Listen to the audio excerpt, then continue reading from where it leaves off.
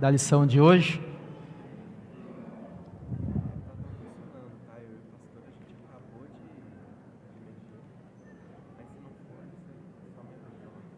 Obrigado. Vamos estudar hoje o capítulo número 6, o tema Graça Renovada, Moisés, o líder.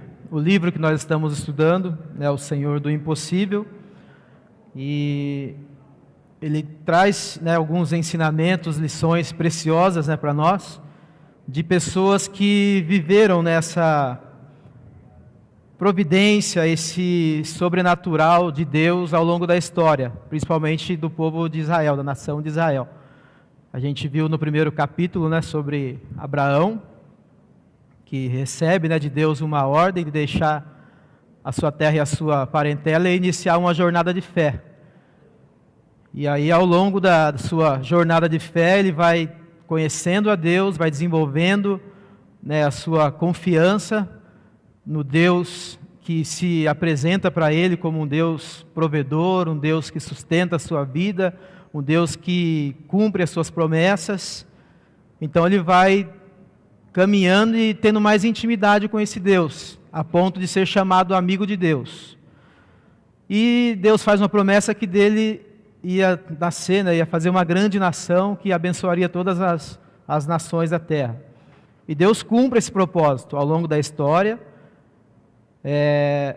Esse povo que descende, os descendentes de Abraão, eles vão então se multiplicando, enchendo a terra, mas chega um momento em que eles são escravizados pelo Egito, pelo faraó.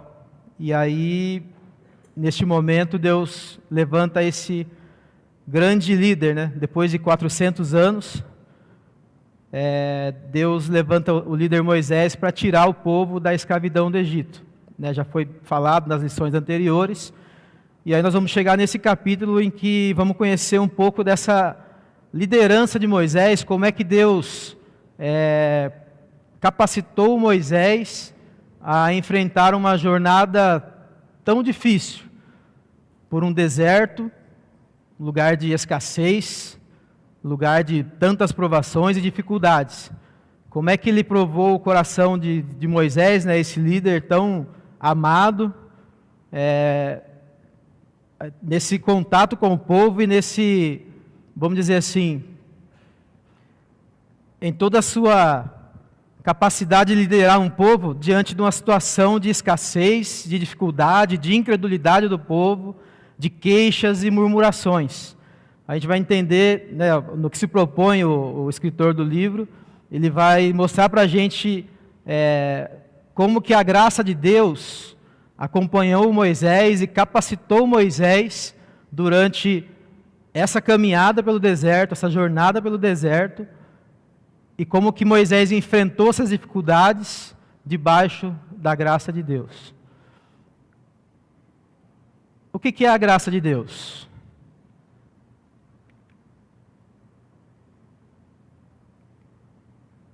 Beleza. Favor imerecido, uma definição assim básica, favor imerecido. É um dom de Deus, lá em Efésios 2, do 8 ao 9, a gente vai ver que a salvação é um presente de Deus, é uma graça. Isso não vem por meio de obras para que ninguém se glorie, é dom de Deus, é um presente. É pela graça que somos salvos. Depois, se você quiser conferir, Efésios 2, do 8 ao 9, eu coloquei a referência. É algo de bom que nos é dado, não porque merecemos, mas porque Deus é generoso. Deus é muito generoso. Na realidade, Deus nos abençoa de uma forma em que nós, de maneira alguma, podemos sequer dizer para Ele que nós somos merecedores de alguma coisa. Aliás, o que nós merecemos mesmo é ser condenados. Mas Ele, por sua graça, resolveu e decidiu no seu coração nos amar e nos salvar. E aqui a gente vai ver na história de Moisés, na sua liderança ali do povo de Israel, que é um poder capacitador que fortalece e ajuda a perseverar. Por quê? Quando o povo foi liberto do Egito, Deus mostrou-se um Deus todo-poderoso que destruiu Faraó lá no Mar Vermelho, os exércitos de Faraó. E aí eles, quando atravessam o mar, que eles se alegram, eles se declaram a Deus, dizem que, nossa, canta até louvores a Deus, é uma festa, porque agora nós estávamos lá escravos, lá no Egito, sofrendo a opressão dos egípcios, mas Deus se lembrou da sua promessa que fez a Abraão e nos libertou, e agora nós estamos livres, estamos libertos. É motivo de festa. Só que dura pouco essa euforia, essa alegria, porque capítulo 15, do versículo 13, diz assim: com o teu fiel amor conduzes o povo que resgataste com o teu poder, o guias a tua santa habitação. Os povos ouvem e estremecem, a angústia se apodera dos que vivem na Filistia. Está aqui uma parte do cântico, né, em que eles estão louvando a Deus por esse grande livramento. Mas quando chega o momento deles iniciarem a jornada, que vai depois da travessia do mar até Sinai, onde eles vão, o Monte Sinai, onde eles vão receber as leis de Deus, aí a caminhada parece que se torna difícil, porque Deus vai estabelecendo ali alguns critérios e vai revelando para eles a sua bondade, a sua misericórdia, revelando a maneira como Ele quer se relacionar com esse povo, mas também revela o que há no coração desse povo. Então a gente vai acompanhar o estudo desse capítulo, e antes de entrar mesmo, né, definitivamente no que o escritor quer dizer sobre a liderança de Moisés, essa graça renovada, eu queria fazer uma pergunta. Você já teve assim motivos para não confiar em Deus? Só pense no seu coração, não precisa levantar a mão, não precisa dizer, mas você já teve motivos assim para não confiar? Por exemplo, se você empreende uma jornada, ou uma viagem, vamos dizer assim, quero viajar para a Europa, quero conhecer Paris, você, claro, se organiza, você vai ter que viajar de avião, então você compra a sua passagem de avião, claro, também já deixa as suas acomodações no jeito, lá você já liga no hotel, tal, prepara tudo certinho, você se programa, porque você vai empreender uma viagem, você vai atravessar o continente. Mas antes de você fazer tudo isso, será que você pede, antes de entrar no avião, você pede uma lista lá para o comandante ou para a companhia aérea, viu? Eu quero uma lista das revisões, se foi feita a revisão no avião, se está em dia, se está tudo certinho. Será que você pede isso ou não? Você confia que realmente aquele é uma máquina mais segura, né? O método mais seguro, né, de se fazer uma viagem? Você confia. Algo que foi feito pelo ser humano. Eu acredito que nenhum de nós tem essa... Se tiver alguém, eu peço que você levante a mão. Você pede essa lista para a companhia? Não, não pede. Tenho certeza. Aí quando você chega lá na cidade, lá de Paris, nossa, aí vamos estabelecer num hotel maravilhoso. Antes de você entrar nesse hotel, você pede ali para a administração do hotel, viu, eu quero a planta de como foi feito esse hotel, como que ele foi construído, que década foi construído, se usaram o tijolo certo, as colunas, quantas são. Você não pede. Você simplesmente se hospeda ali e se sente seguro ali.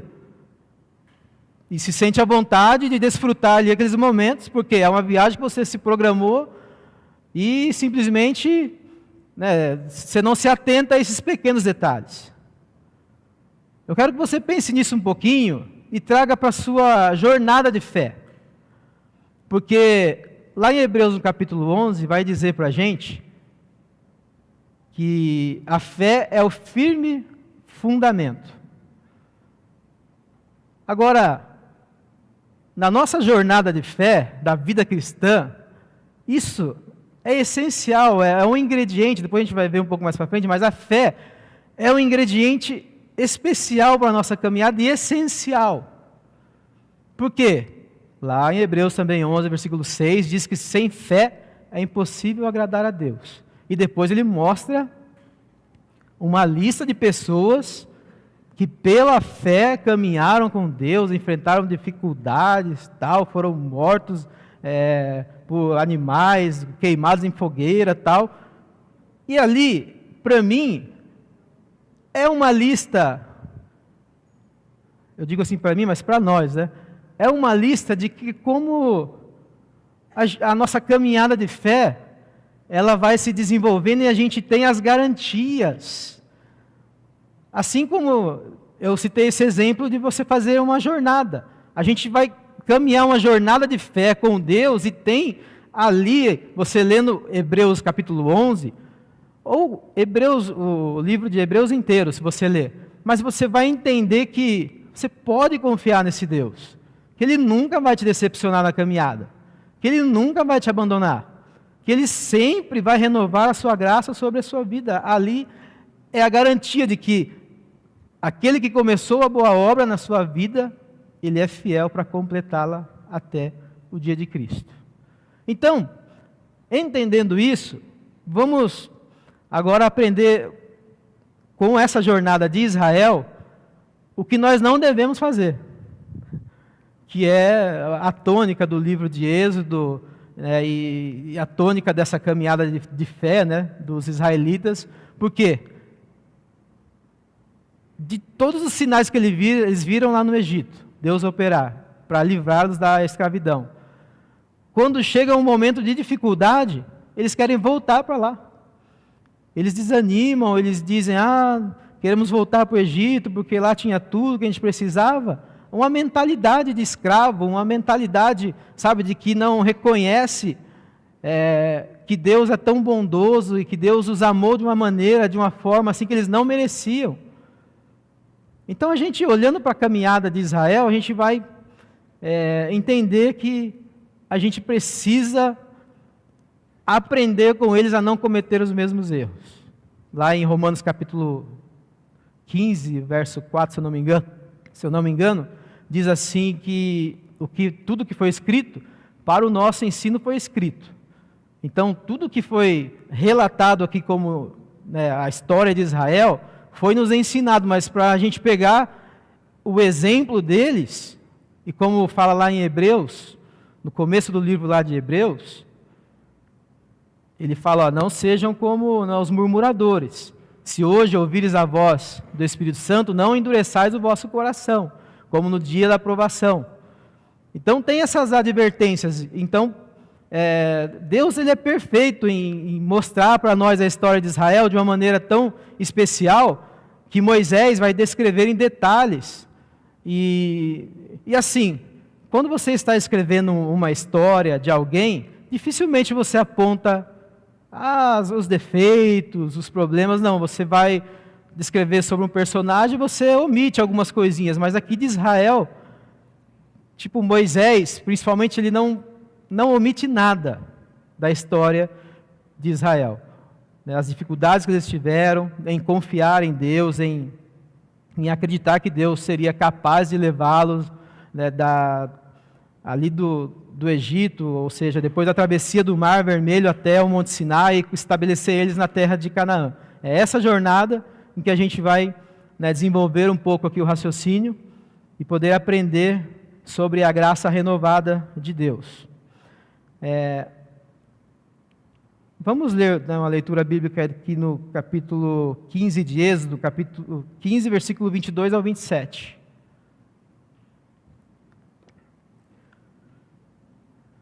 Diz assim: Em seguida Moisés conduziu o povo de Israel do Mar Vermelho para o deserto de Sur. Caminharam pelo deserto por 3 dias sem encontrar água. Já veja a primeira dificuldade. 3 dias no deserto e não encontrar água. 2 milhões de pessoas aproximadamente, segundo alguns cálculos, eram 600 mil homens, aí você conta mais as esposas, mais filhos, então mais ou menos aí girava em torno de 2 milhões de pessoas.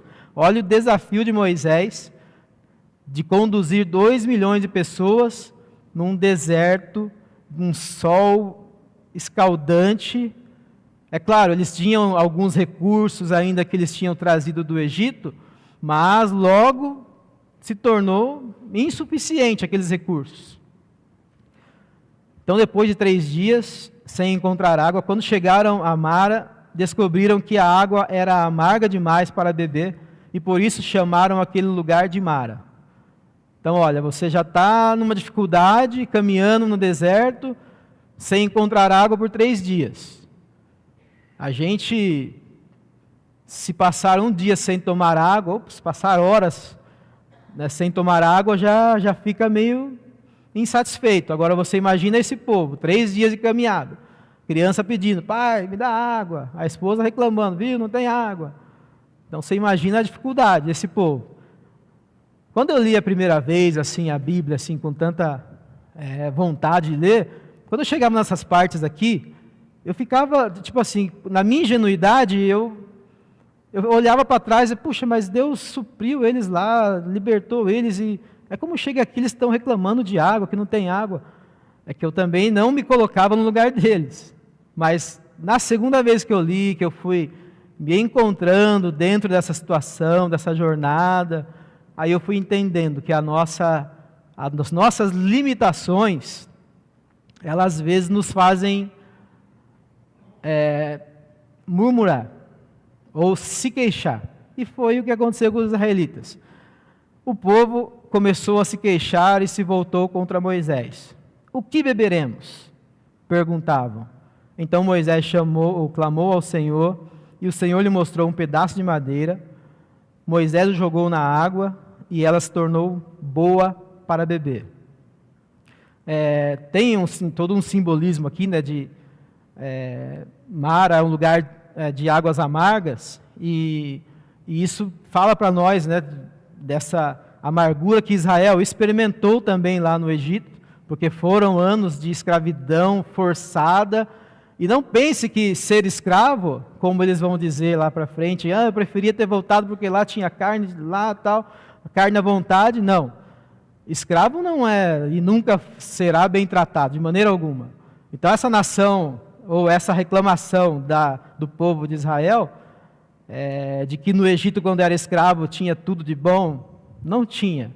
Né? Eles estavam mesmo murmurando de uma forma em que, até injusta. Mas enfim, nesse momento de, puxa, estamos com sede, precisamos de água, e aparece ali uma água amarga, já era para eles terem ali dado um estalo, puxa, no nosso momento de amargura, a gente estava clamando a Deus, Deus ouviu, enviou Moisés e nos libertou. Então, por que nesse momento eu não posso acreditar que é só a gente se reunir para clamar a Deus? Não, eles preferiram reclamar. E aí também tem essa simbologia da madeira. O escritor Flávio Joséfo, ele relata que Moisés pegou essa madeira e partiu em 2. Aqui na Bíblia, Nova Versão Transformadora, não tem esse detalhe, mas no livro A História dos Hebreus tem esse detalhe. Eu achei interessante, porque quando você fala de madeira, e quando ela é partida ao meio, são 2 pedaços, a gente lembra da cruz, a cruz de Cristo, que para nós é símbolo de salvação. Nós fomos libertos pela cruz de Cristo, pelo sangue de Cristo. Ele foi pregado na cruz e verteu todo o seu sangue. Mas então, isso nos faz lembrar que na hora da nossa amargura, para onde a gente deve olhar? Para a cruz de Cristo, para Cristo. Essa madeira que ele pegou e partiu e jogou na água, imediatamente, aquele amargor das águas fez com que desaparecesse, ao jogar aquela madeira. E essa madeira, ela vai representar a presença de Deus também, né? Então a gente vai vendo com mais atenção esses pequenos detalhes e tendo essas lições. Na hora de mais dificuldade da sua vida, na hora de maior amargura, não olhe para o problema, não fique olhando para a amargura, mas olhe para aquele que pode te curar da sua amargura, que pode te libertar da sua amargura. Então já aprendemos aqui uma grande lição. continuando a leitura aqui, Moisés jogou, na água e ela se tornou boa para beber. Foi em Mara que o Senhor instituiu o seguinte decreto, como norma para provar a fidelidade do povo. Ele disse: se ouvirem com atenção a voz do Senhor, seu Deus, e fizerem o que é certo aos olhos dele, obedecendo aos seus mandamentos e cumprindo todos os seus decretos, não vos farei sofrer nenhuma das doenças que enviei sobre o Egito, pois eu sou o Senhor que os cura. Depois que saíram de Mara, os israelitas viajaram até Elim, onde encontraram 12 fontes de água e 70 palmeiras, e acamparam-se ali, junto às águas. Então, depois de Moisés ter feito ali, sob orientação de Deus, ter jogado aquela madeira na água, a água se tornou boa para o consumo, eles saciaram a sua sede, mas não durou muito tempo, eles tiveram que continuar a jornada. E aí eles chegam num lugar que parecia um oásis, palmeiras e fontes de águas. Então, puxa, aí eles veem a providência de Deus ali em todo momento, a graça de Deus sendo evidenciada ali ao longo dessa jornada. Então, nesse pequeno trecho da história, a gente vê todo o cuidado de Deus para com o seu povo. Foi uma época em que o Senhor do impossível ensinou Moisés e a seu povo a respeito da sua graça ilimitada para satisfazer as suas necessidades diárias. Então, Israel não precisava temer, Israel não precisava reclamar com Deus ou murmurar contra Deus. Era simplesmente clamar a Deus, era falar com Deus, era se dirigir a Deus com gratidão. Puxa, Senhor, a gente não merece, o Senhor nos tirou lá do Egito, o Senhor derrotou os nossos inimigos, a gente está aqui por uma necessidade física, estamos com sede, mas o Senhor é o Deus que provê todas as coisas para a gente. É esse tipo de coração grato, e é esse tipo de gratidão que Deus espera de nós, e esperava ali do seu povo. No próximo slide, Deus provedor. Viver um dia de cada vez e receber a graça renovada do Senhor para cada dia. Aí tem mais uma leitura no capítulo 16, que aí a gente pensa que está tudo bem, estão satisfeitos agora, matou a sede, e agora vamos continuar a jornada pelo deserto. Lembre-se, 2 milhões de pessoas, acabaram-se os recursos, tudo que eles tinham trazido lá do Egito, boi, todos os recursos que eles precisavam, já tinha usado, porque 2 milhões de pessoas para você alimentar e cuidar, no deserto, lugar de escassez, não era fácil. Então veja como que Deus está provando a liderança de Moisés, como é que ele lidaria com essas situações. Ele seria testado e ele seria aperfeiçoado a cada momento.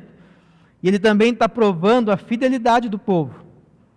Está provando que se realmente eles têm esse relacionamento de confiança, se eles têm realmente uma fé que se dirige a Deus com gratidão e que reconhece que tudo que eles precisarem para o dia, Deus iria prover. Então é esse tipo de relacionamento que Deus espera de Israel, essa expectativa que Deus estava colocando ali diante do povo, e eu creio que para nós também.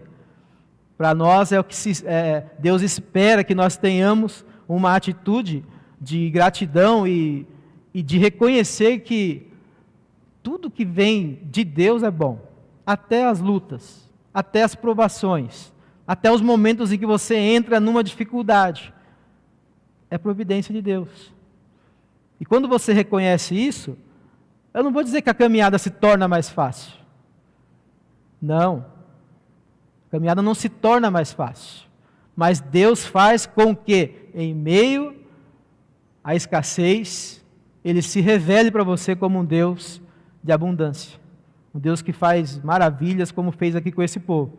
Então, viver um dia de cada vez e receber a graça renovada do Senhor para cada dia. Êxodo capítulo 16. Vamos ler. A comunidade de Israel partiu de Elim e chegou ao deserto de Sim, entre Elim e o Monte Sinai.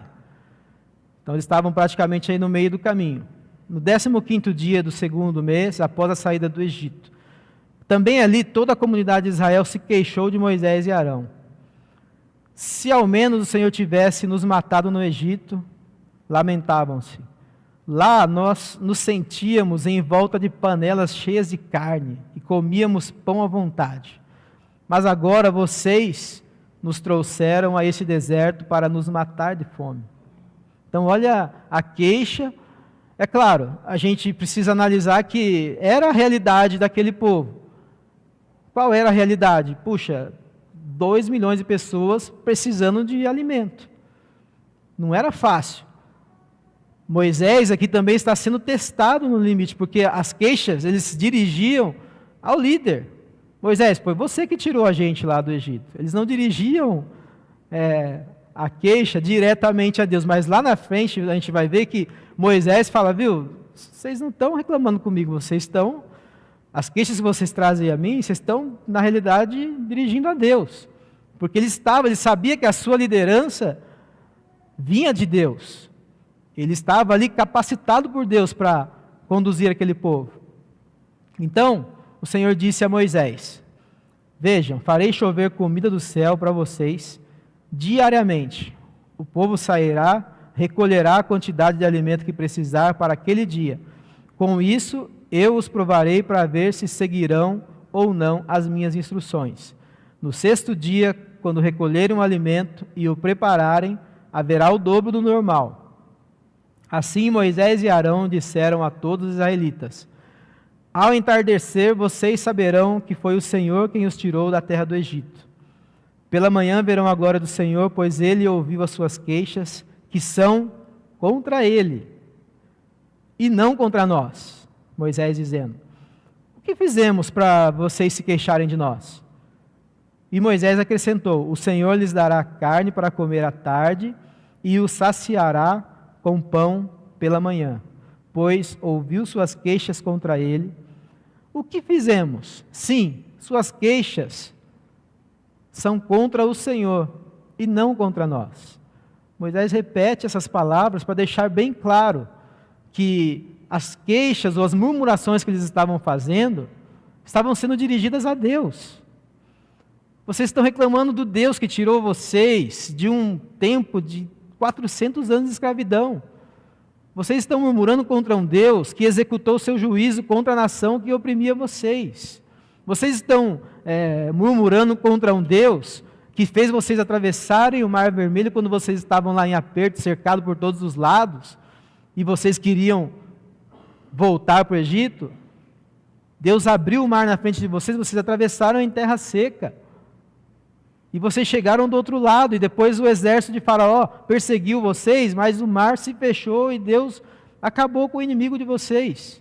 Mesmo assim, vocês não conseguem reconhecer a graça de Deus, não conseguem reconhecer que esse Deus ama vocês de uma maneira especial.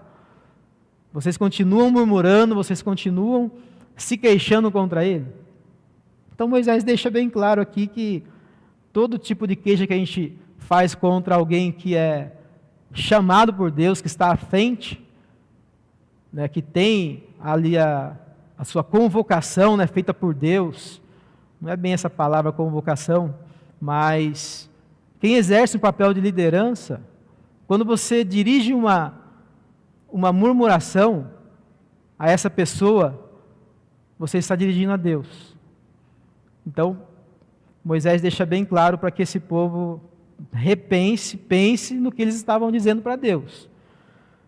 Deus, em sua bondade, dispõe a vida em compartimentos diários, de modo que podemos viver o presente com o poder da sua presença. Então, Deus já tinha revelado a esse povo que estaria presente com eles, cuidando deles em todo momento. Inclusive, Deus fala para eles, olha, vocês estão reclamando de carne, que não tem carne? Então, à tarde vai chegar a carne para vocês. E de manhã, olha, veja como Deus é mais do que suficiente, porque eles reclamaram de comer carne. A gente vai ver no próximo capítulo que Deus enviou, né, codornizes. E Deus já se antecipou e falou assim, olha, e de manhã, quando vocês acordarem, para vocês já não acordar murmurando, já se queixando, vocês vão ter uma surpresa. Vocês vão ter alimento. Pode ficar tranquilo. Olha como que Deus é maravilhoso, né? Deus se antecipa. Mas enfim, do próximo. Essa parte das codornizes, aqui eu coloquei como provisão da tarde, né? Deus envia codornizes, Êxodo 16 e 6. O deserto, né, que é um lugar de escassez, Deus transforma em um lugar de abundância. Israel, então, tinha acabado de se queixar, e aí Deus, de maneira sobrenatural, faz com que pássaros que estão na sua temporada migratória, no seu processo ali de fazer uma travessia de um mar, de uma certa região, e é uma viagem longa, e esses pássaros estão vindo, e eles, geralmente quando eles acabam de atravessar o mar, eles se estabelecem ali, né, na margem do mar, cansados da viagem, e simplesmente ficam ali imóveis. Né, os pássaros, depois de uma viagem tão longa, uma jornada tão longa, eles caem ali depois de atravessar o mar. Mas Deus deu uma ordem para que esses pássaros continuassem, mesmo cansados, mesmo exaustos. Deus fez com que esses pássaros chegassem até onde estava o povo de Israel, murmurando, se queixando que não tinha nada para comer. Então, pasmem como que é um milagre assim extraordinário. E pasmem como que os pássaros obedecem melhor a Deus do que nós. Porque se o pássaro pudesse reclamar, né? Puxa, já viajei uma viagem longa, né? Atravessamos aí o mar, todo esse processo migratório e tal, e agora ter que voar mais um trecho ainda. Não, os pássaros simplesmente foi dada a ordem, sim senhor, foram, e quando chegou perto do acampamento dos israelitas, caíram exaustos e serviram de alimento para toda aquela multidão. Você imagina 2 milhões de pessoas. Uma codorniz tem mais ou menos 100 gramas de carne, ou de peso. Então, codornizes assim, eram bastante. Quando eles olharam, segundo a história, né? Quando eles olharam assim no final da tarde, aquela nuvem, né, de pássaros chegando, eles só tiveram que olhar para dentro de si, reconhecer que eles eram, puxa, como a gente é ingrato, né? Como a gente não aprende a reconhecer a providência de Deus.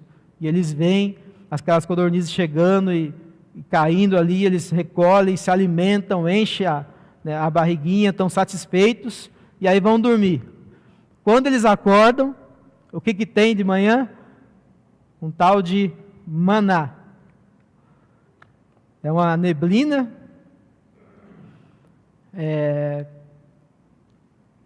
semelhante à semente de coentro, fina como a geada, de cor amarela e aparência resinosa, que eu coloquei aqui como uma provisão da manhã. Então, Deus que proveu para a sua tarde é o mesmo que provê para o outro dia de manhã. E Deus estava deixando isso bem claro para aquele povo. Quando eles levantam, que eles olham, né, tudo ali o seu acampamento, com aquela fina camada de geada ali, com essa aparência resinosa, Moisés tinha falado para eles que Deus ia fazer chover comida do céu. E Deus literalmente fez com que chovesse alimento do céu. Tinha o sabor de mel ou óleo fresco.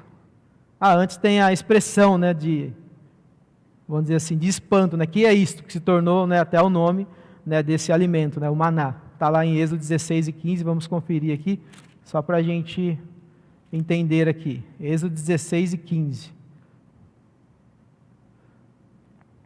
Quem puder ler para mim, por favor, Êxodo 16 e 15, enquanto eu tomo minha água. Êxodo 16 e 15.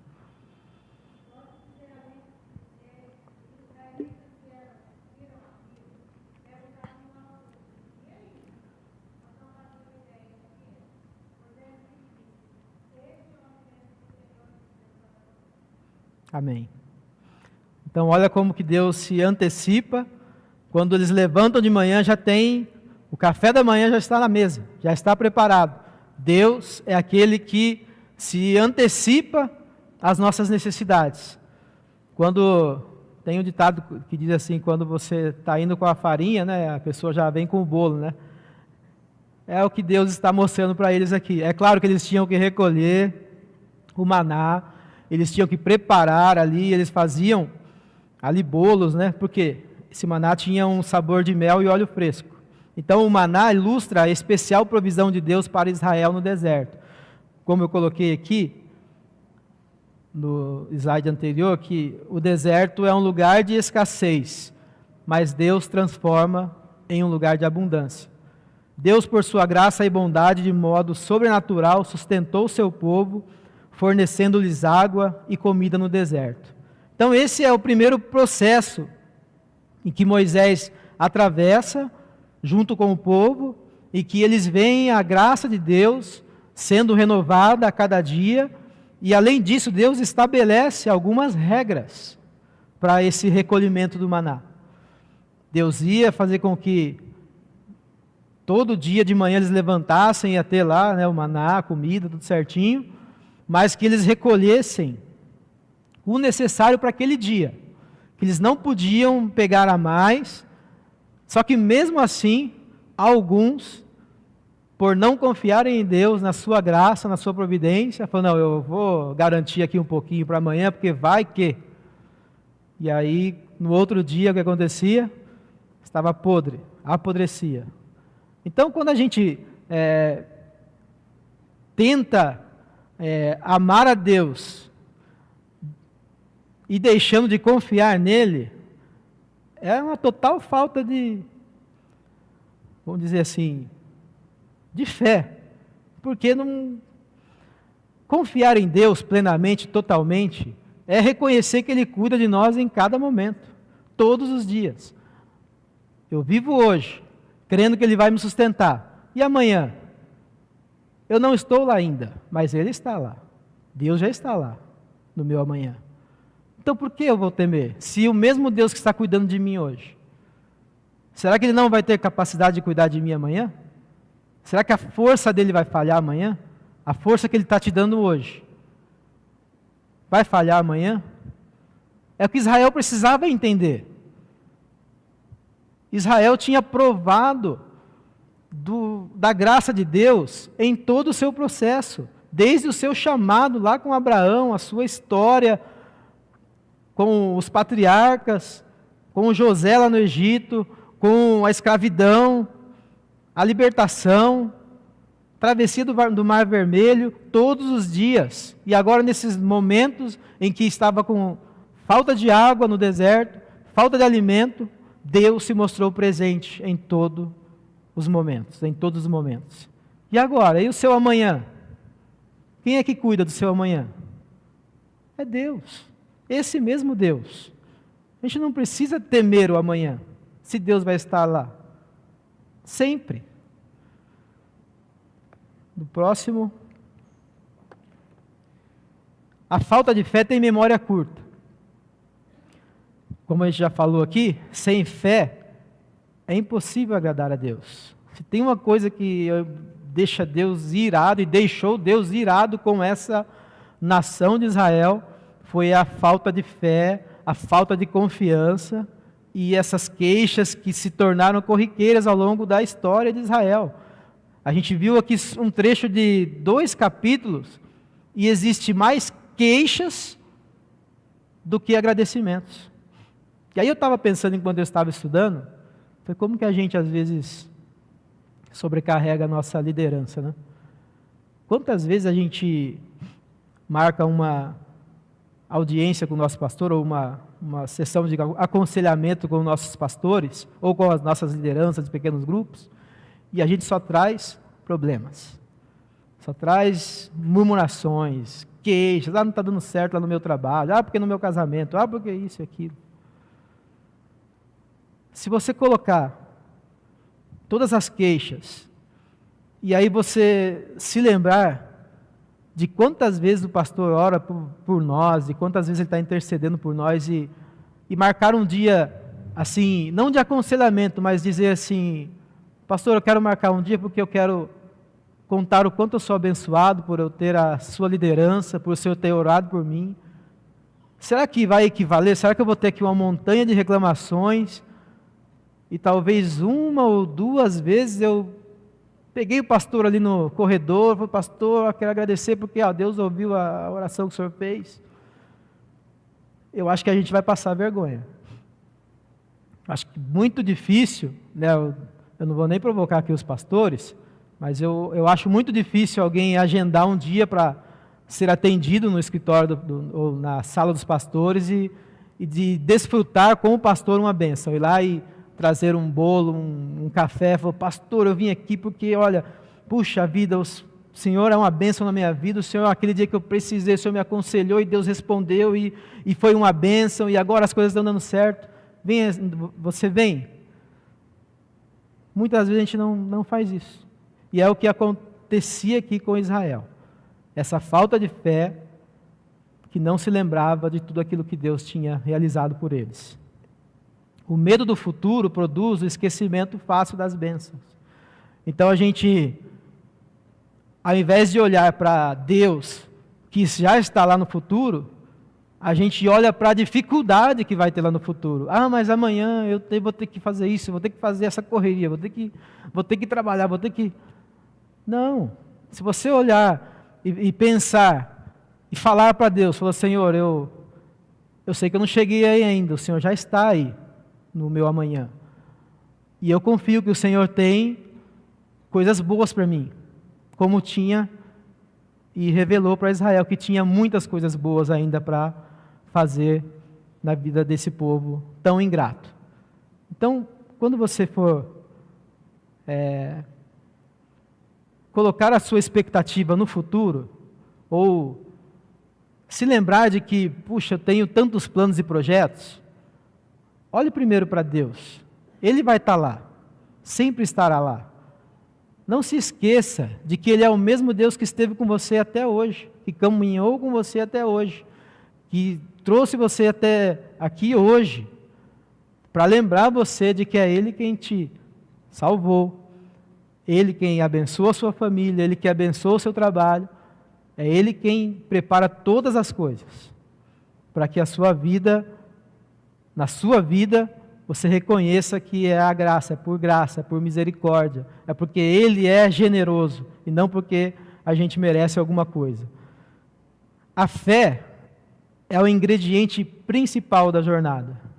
Capítulo 4 de Hebreus, versículo 2. Quem pode abrir para a gente, por gentileza? Capítulo 4 e versículo 2 de Hebreus.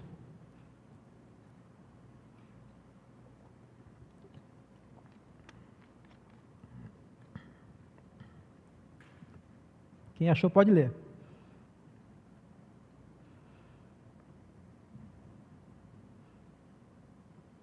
Pois as boas novas foram pregadas também a nós, tanto quanto a eles, mas a mensagem que eles ouviram de nada lhes valeu, pois não foi acompanhada de fé por aqueles que a ouviram. Obrigado, pastor. Olha a séria advertência que o escritor aos Hebreus faz. As boas novas foram pregadas, tanto a nós como a eles. Quais eram as boas novas para eles? Eu vou libertar vocês, eu vou cuidar de vocês, vou conduzir vocês até a terra prometida.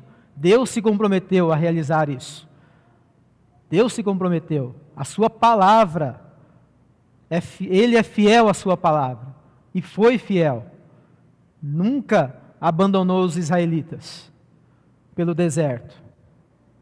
Nunca. Agora, essa mesma mensagem chega até nós hoje. As boas novas. Deus nos salvou, enviou seu Filho para morrer em nosso lugar, nos libertou da escravidão do pecado e está nos conduzindo a um futuro glorioso, a uma Canaã, a um descanso, não aqui neste mundo, mas a um descanso lá na eternidade. Ele está nos conduzindo nessa trajetória, e Ele diz que a toda a jornada de Israel, Ele se mostrou fiel a essa promessa. Só que o principal ingrediente dessa jornada faltou para Israel. Faltou, o escritor deixou bem claro. E não pode faltar para a gente. Por quê? A gente vai ficar pelo meio do caminho. Porque essa geração que experimentou os milagres de Deus, experimentou o livramento, e maná, e água jorrando da rocha, derrota dos seus inimigos. Quando chega na porta de entrada, fica com medinho. Quando vai entrar em Canaã, porque tem gigante, porque não sei o quê, porque... E aí, Deus faz com que um a um eles vão morrendo no deserto. Então a caminhada ou a jornada que eles empreenderam, faltou o ingrediente essencial, a fé. Morreram um a um, não entraram, e Deus jurou na sua ira, como ele escreveu também lá em Hebreus, Deus jurou na sua ira, não vão entrar no meu repouso. Por quê? Porque murmuraram. Que Deus tenha misericórdia de nós, irmãos. Que Deus nos ajude a não seguir esse mau exemplo e não se esquecer desse ingrediente essencial, a fé. Sem fé é impossível a gente agradar a Deus, e sem fé é impossível a gente encontrar satisfação em Deus e reconhecer que Ele é o mesmo Deus lá que cuidou daquele povo e que vai cuidar da nossa jornada até a Canaã celestial. É Ele, somente Ele. Próximo, deixa eu correr aqui. Agora um outro momento que Israel vai enfrentar, aprendendo a guerrear. É o momento em que Deus se revela ali, um Deus provedor, mostra para Moisés que diariamente Deus ia prover o alimento, que eles tinham, lógico, que seguir algumas orientações, né, de recolher lá o alimento para a sua necessidade diária. Mas quando chegasse na sexta-feira, eles teriam que recolher o dobro, para que sábado, ou dia do Senhor, eles tivessem ali um tempo de adoração e teriam o suficiente. E dentro disso, vocês lembram que eu falei aqui sobre aqueles que pegavam um pouco a mais para garantir o do outro dia. Apodrecia durante os dias da semana, mas exclusivamente na sexta-feira eles podiam pegar o dobro, porque esse mesmo Deus iria preservar aquele alimento para o outro dia, para eles não precisarem sair para trabalhar. Eu não vou entrar em detalhes nessa passagem, mas isso também traz um exemplo, para nós muito grande, de que a gente precisa depender de Deus e não ficar nessa loucura de querer se matar de tanto projetar e achar que tem que ser do meu jeito. Não, se não for do jeito que Deus estabeleceu, vai dar ruim. Vai dar ruim. Então, quando eles estão empreendendo viagem, continuando a jornada, depois de estarem satisfeitos lá, surge um momento em que as nações ao redor, principalmente os amalequitas, querem destruir esse povo, porque eles pensam, essa multidão de gente aí, 2 milhões de pessoas, vamos chegar na nossa região, vai acabar com os pastos, vai acabar com a água, então a solução para eles é: vamos exterminar esse povo. Então eles se armam ali e tal, e Israel não estava preparado para a guerra, porque era um bando de escravos. Eles sabiam fazer tijolos, sabiam construir casas, sei lá, construir torres, construir pirâmides, mas guerrear, sem chance, não tinham a mínima chance contra os amalequitas, que era um povo preparado, tinha suas armas, seus cavalos de guerra, e se juntaram lá com outras nações, falaram: não, vamos acabar com a alegria desse povo aí. Só que Deus estava presente na batalha. Eu vou ler aqui o capítulo 17, o versículo de número 8. Diz assim: quando os israelitas ainda estavam em Refidim, os guerreiros de Amaleque os atacaram. Moisés ordenou a Josué: escolha homens para saírem e lutarem contra o exército de Amaleque. Amanhã ficarei no alto da colina, segurando em minha mão a vara de Deus. E Josué fez o que Moisés lhe ordenou, lutou contra o exército de Amaleque. Moisés, Arão e Hur subiram até o topo de uma colina que ficava perto dali. Enquanto Moisés mantinha os braços erguidos, os israelitas tinham vantagem. Quando abaixavam os braços de Moisés, porém, logo se Quando abaixavam os braços, a vantagem era dos amalequitas. Os braços de Moisés, porém, logo se cansaram. Então Arão e Hur encontraram uma pedra para Moisés se sentar, e um de cada lado mantiveram as mãos dele erguidas. Assim as mãos permaneceram firmes até o pôr do sol. Como resultado, Josué aniquilou o exército de Amaleque na batalha. Olha que grande livramento e que grande operação de Deus, através da liderança de Moisés e através da união do povo. Por quê? 2 milhões de pessoas, sem nenhuma noção de guerra, contra um exército preparado. Não tinha chance. Só que, veja a primeira menção que Moisés, a primeira indicação que Moisés faz aqui. Ele ordena a Josué. Josué é um nome, né, que no grego é traduzido como Jesus. Jesus é salvação. O Senhor é salvação. Então, a primeira coisa que ele faz é confiar em Deus. Josué era um jovem que já estava ali sendo preparado para liderar, né, depois que Moisés, né, morresse, viesse a ser recolhido por Deus. Então ele já tinha essa capacidade, já vinha sendo capacitado, né, para futuramente liderar. Então Moisés dá essa incumbência para ele, de preparar ali, né, homens para saírem e lutarem com o exército de Amaleque. E enquanto isso, Moisés toma uma atitude. Eu vou subir ao monte de Deus e vou clamar a Deus. Tem guerras, ou todas as guerras que nós enfrentamos, a gente precisa estar debaixo da graça de Deus. Precisa orar a Deus, porque Ele é o Deus poderoso nas batalhas. É Ele quem derrota todo e qualquer tipo de inimigo. Eu me lembro quando Jesus estava ali falando com Pedro, falando sobre estabelecer a igreja, e ele disse algo tremendo. Ele disse que as portas do inferno não prevaleceriam contra a igreja. Por quê? Quando o inferno se levanta contra a igreja, quem guerreia pela igreja é Cristo, é Jesus.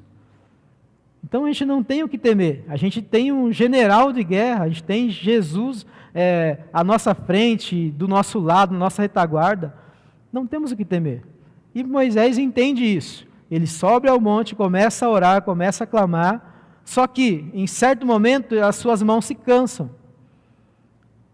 Porque ele está com as mãos levantadas, clamando a Deus, e enquanto ele está com as mãos levantadas, o exército de Israel está prevalecendo. Mas as suas mãos se cansam e o exército de Israel começa também a desfalecer. Um líder de mãos levantadas para o céu é o que Deus precisa nos dias de hoje. Só que esses líderes precisam entender que eles dependem uns dos outros. Dependem também de pessoas em que eles tenham confiança e humildade para reconhecer as suas fraquezas, para pedir por ajuda. E é isso que Moisés está aprendendo ali. É uma lição que Moisés vai aprender de maneira especial, porque os 2 homens que ele leva consigo o seu irmão Arão e o seu cunhado Ur.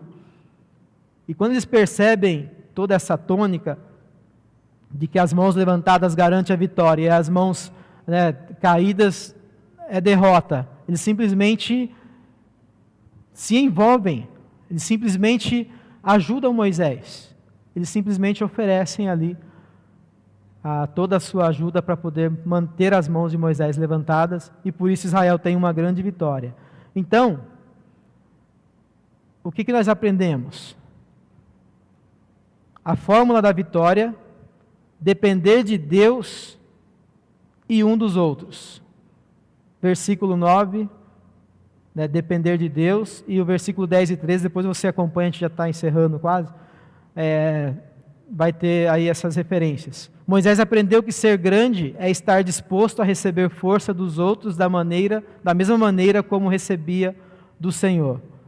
Então não é só o povo que está aprendendo a depender de Deus. Moisés também está aprendendo a depender de Deus e a depender também dos outros. O povo também está aprendendo que sem a ajuda um dos outros, sem a união, sem estar ali tentando incentivar o outro, motivar o outro na hora de um desânimo, na hora de uma dificuldade, reconhecendo as suas fraquezas, suas limitações, reconhecendo e sendo humilde para pedir ajuda. Sem isso a gente não vai a lugar nenhum. O próximo slide. Uma lição de humildade. Reconhecendo as nossas fraquezas. Aí a gente já está caminhando para o final. Jamais nos coube realizar algo sozinhos. Nós somos família. A igreja, ela é um corpo. E sendo um corpo, somos vários membros, uns diferentes dos outros. Tem uns mais fraquinhos, uns que caminham com uma fé extraordinária. Tem outros que já têm uma fé meio cambaleante.